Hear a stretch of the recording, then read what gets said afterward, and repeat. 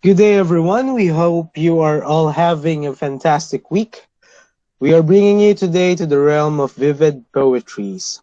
We will be sharing with you today one of Edgar Allan Poe's masterpieces, Silence, a Fable.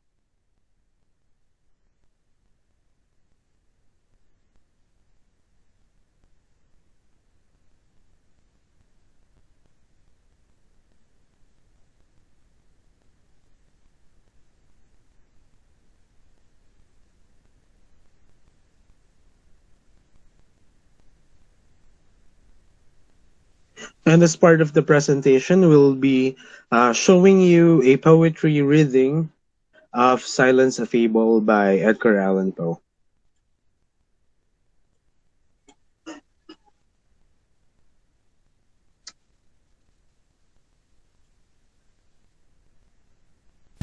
Heidi, Kurakusumrak Sedab with contemplates the silence.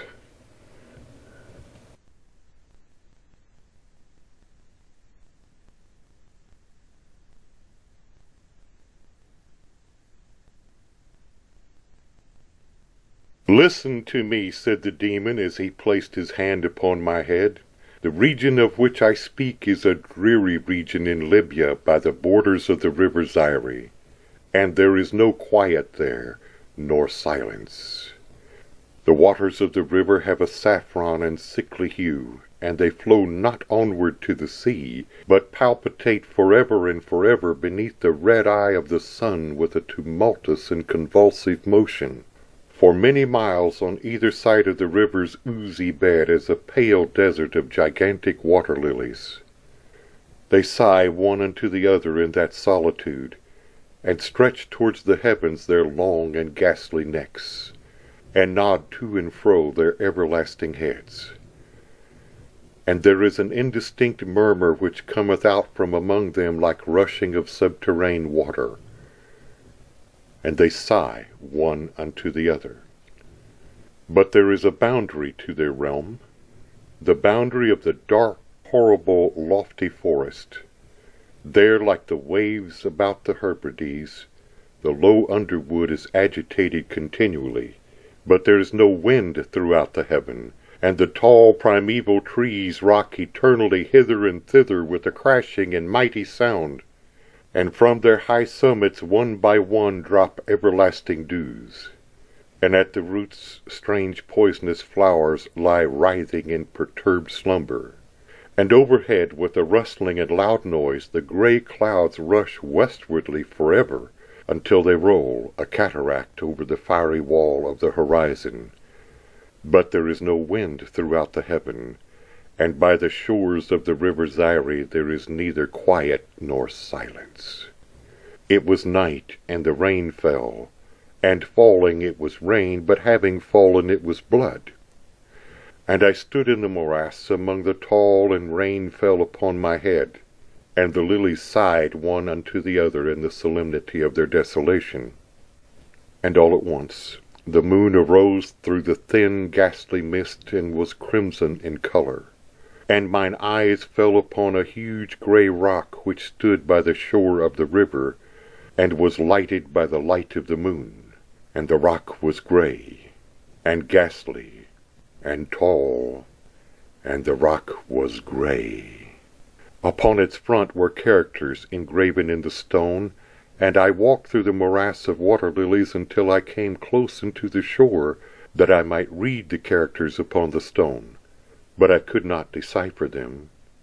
And I was going back into the morass when the moon shone with a fuller red, and I turned and looked again upon the rock, and upon the characters.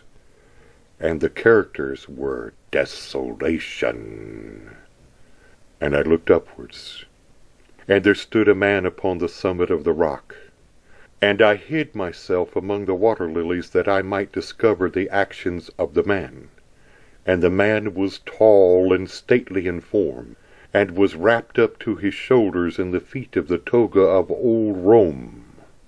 And the outlines of his figure were indistinct, but his features were the features of a deity, for the mantle of the night and of the mist and of the moon, and of the dew, had left uncovered the features of his face, and his brow was lofty with thought, and his eye wild with care, and in the few furrows upon his cheek I read the fables of sorrow, and weariness, and disgust with mankind, and a longing after solitude. And the man sat upon the rock, and leaned his head upon his hand, and looked out upon the desolation. He looked down into the low, unquiet shrubbery, and up into the tall primeval trees, and up higher at the rustling heaven, and into the crimson moon. And I lay close within shelter of the lilies, and observed the actions of the man, and the man trembled in the solitude. But the night waned, and he sat upon the rock. And the man turned his attention from the heaven, and looked out upon the dreary river Zaire, and upon the yellow ghastly waters, and upon the pale legions of the water lilies. And the man listened to the sighs of the water lilies, and to the murmur that came up from among them. And I lay close within my covert, and observed the actions of the man. And the man trembled in the solitude. But the night waned, and he sat upon the rock. Then I went down into the recesses of the morass, and waited afar in among the wilderness of the lilies, and called unto the hippopotami which dwelled among the fens in the recesses of the morass.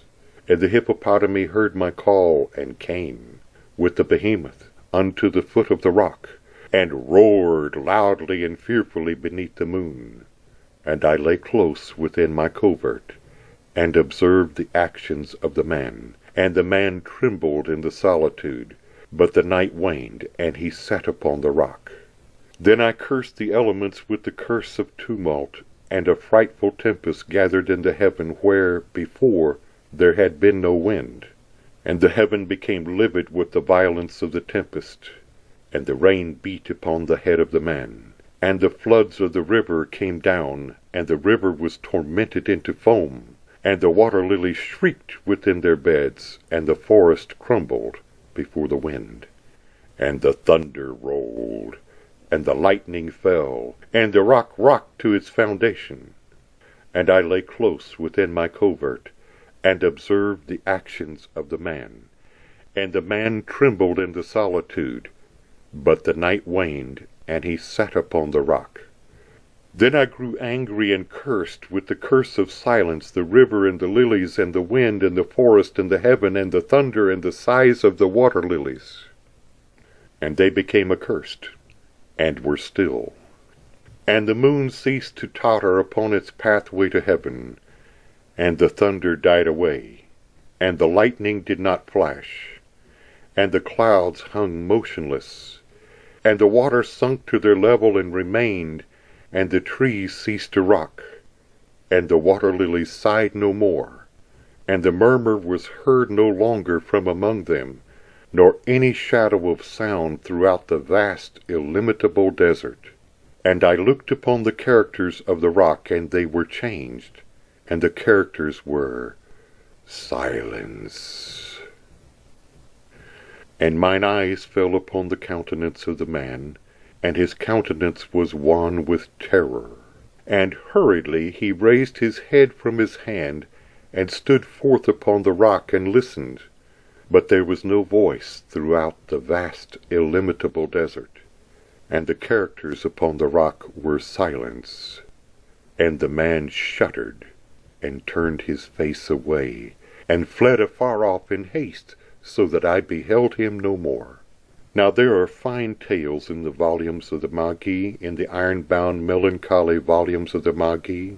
Therein, I say, are glorious histories of the heaven, and of the earth, and of the mighty sea, and of the Genii that ruled over the sea, and the earth, and the lofty heaven. There was much lore, too, in the sayings which were said by the Sibyls, and holy, holy things were heard of old by the dim leaves that trembled around Dodona.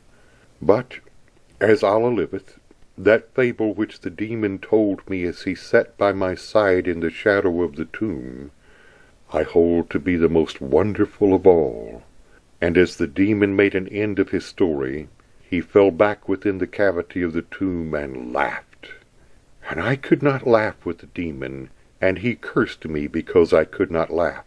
And the lynx, which dwelleth for ever in the tomb, came out therefrom, and laid down at the feet of the demon, and looked at him steadily in the face.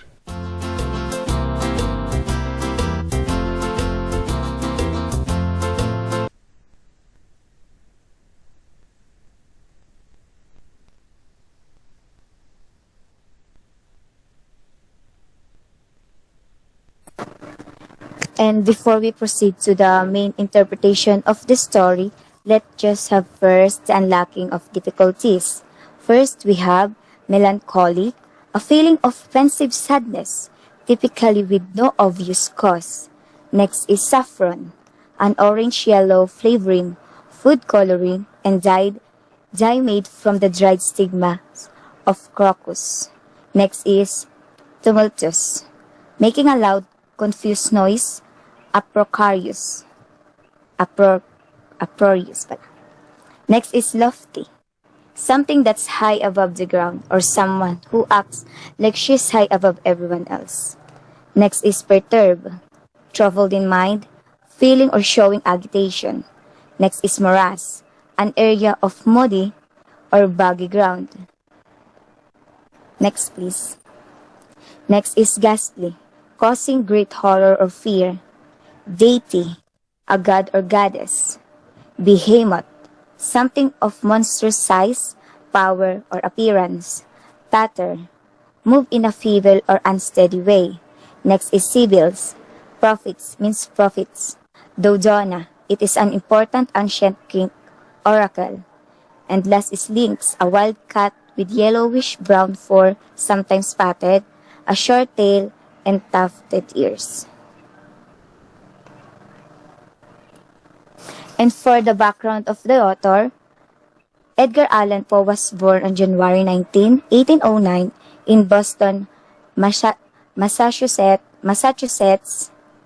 He never really knew his parents, Elizabeth Arnold Poe, a British actress, and David Poe Jr., an actor who was born in Baltimore. His father left the family early in Poe's life, and his mother passed away from tuberculosis when he was only 3. By the age of 13, Poe was a prolific poet, but his literary talents were discouraged by his headmaster and John Allan, who preferred that Poe follow him in the family business, preferring poetry over profits. Poe reportedly wrote poems on the back of some Allan's business papers. Edgar Allan Poe was an American writer, poet, critic, and editor best known for evocative short stories and poems that captured the imagination and interest of readers around the world. His imaginative storytelling and tales of mystery and horror gave birth to the modern detective story. Many of Poe's work, including The Telltale Heart and The Fall of the House of Usher, became literary classics. Some aspects of Poe's life, like his literature, is shrouded in mystery, and the lines between the fact and fiction have been blurred substantially since his death. Silence, a Fable, was first published on January 4, 1840 in the Philadelphia Saturday Courier. After some revision, it was republished in the Broadway Journal on July 26, 1845. The poem compares the sea and the shore to the body and the soul. There is a death of the body that is silent. The speaker says that would not be mourned. He does, however, warn against silence, death of the soul. And for the characters, we have 3. The first man, second man, and the demon. The first man, which is the narrator, is the one whose the story is told. And static is the type of the character because he is just listening to the story and observing what happened between the man and the demon. The second character is the second man, which is the one whose demon was observing. And flat is the type of his character because he has few characteristics given by the author. He doesn't have a lot of characteristic aside from being isolated in the story. The demon is the one who's telling the story to the first man and watch the second man's action. He's the one who's triggering the man about how bad the world was. And Static is the type of characters because he just watched the man and tried to interrupt him. Next, please. And for the characterization, the personality of the characters is told by the narrator's view, which is indirect. The antagonist is the demon, in which in which in the story he keeps on triggering the second man and keep on telling him that the world how bad the world was. And for the protagonist is the man on the river, which is the second man, because the main point of the story is about being isolated of the second man. That's all. For,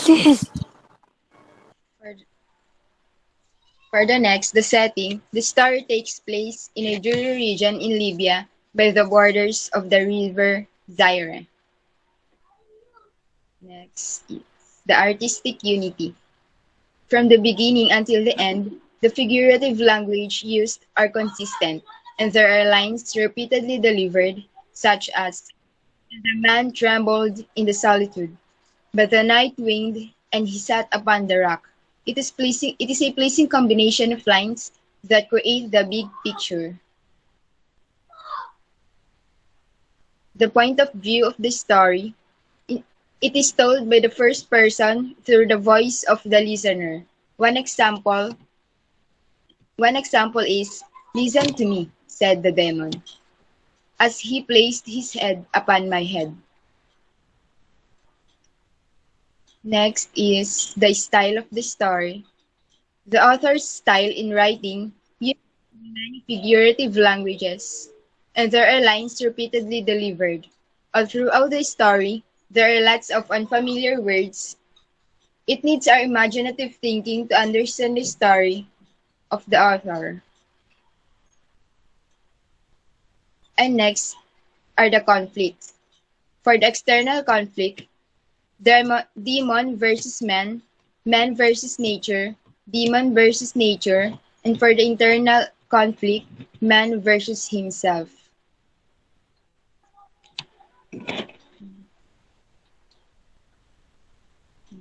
And for the suspense in the story is when the demon is trying to provoke the man about his possible reaction on what is happening. The demon was waiting the man on what he will do to respond in chaos that happened. This demon triggers the man about the bad side of the world, but then the man did not totally react to it. He is just silent at that moment. Next, please. And for the plot, the introduction is that the man was describing the nature, environment, or the atmosphere of that place, and also the man's appearance, who is looked sad and isolated. And for the rising action, it is seen at the sixth stanza when the demons arise and he is observing the man, and the main point or the climax is the chaos, the violence of the nature, which the thunders, lightning, strong winds are happened.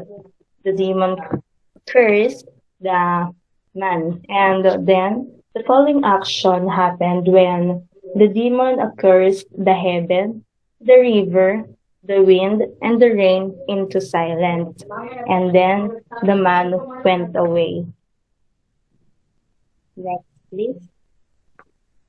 And for the ending, as the demon could change the man's behavior, he could go back to his grave and with a smile on his face and to the narrator, this story was the best story told because of the conflict between the man, the demon, and nature.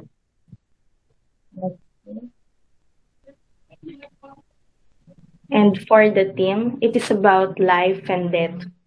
The author talks about silence, which means silence is a person's daily life that engulf persons after his loved one is lost forever. He refers to death as the corporate silence, and this silence brings along the pain of isolation and solemnity, and the death is the ultimate silence.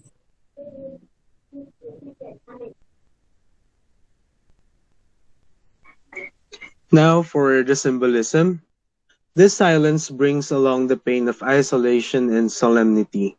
Poe tries to explain to his readers that death is the ultimate silence. He attempts to bring out the relationship between the real and the transcendental world by exemplifying silence, which represents the duality of both worlds in one entity. Inside the fable of Edgar Allan Poe, there's a lot of symbolism. However, one that stood out was the silence. And for Poe, I mean, for the readers, it can be interpreted that silence here, especially the last part, is about death. And for the analysis, the story is about how complicated life is. You'll never experience a life with merely silence nor pure struggles. It is always balanced. The plot, as far as we can tell, is about a man who fought a silent battle with a demon inside himself. The demon represents all of the negative thoughts that pass through his mind as a result of some of the defeats, challenges, and difficulties that the man has faced in his life. He is longing for silence and peace as what of all of us wants when we experience hardships in our lives. His eagerness to find silence leads to more terrifying things because humanity's greatest fear is silence. Many disasters can be endured by man. However, complete and absolute silence terrifies him. And complete and absolute silence terrifies us all. This story was one of a kind. It's a masterpiece from Edgar Allan Poe, and it's one of the fables that we have read that, uh, although it contained several unfamiliar words, it once we have read the story, it was actually amazing. So what is represented here by the silence? First off, when the demon hurled his curses towards the man on the rock, it signified that the demon provided him with problems. And you can relate that to our everyday life because every one of us are experiencing problems. It may vary from its pressure that it creates towards us. However, we all go through challenges, and that's what the demon is trying to provide the man.